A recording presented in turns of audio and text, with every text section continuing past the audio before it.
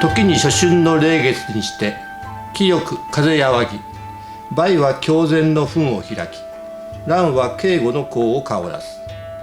鹿の実にあらず、あけぼのの峰に雲移り、松は薄物をかけて衣笠を傾け、夕上の木に切り結び、鳥は米の絹に閉じられて林に迷う。庭には新鳥舞い、空に湖岸帰る。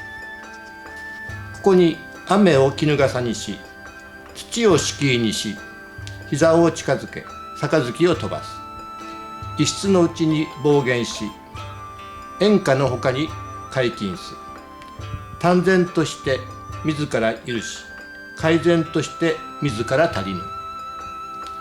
もし寛延にあらずは、何をもちてか心を述べむ。詩は悪梅の変を記す。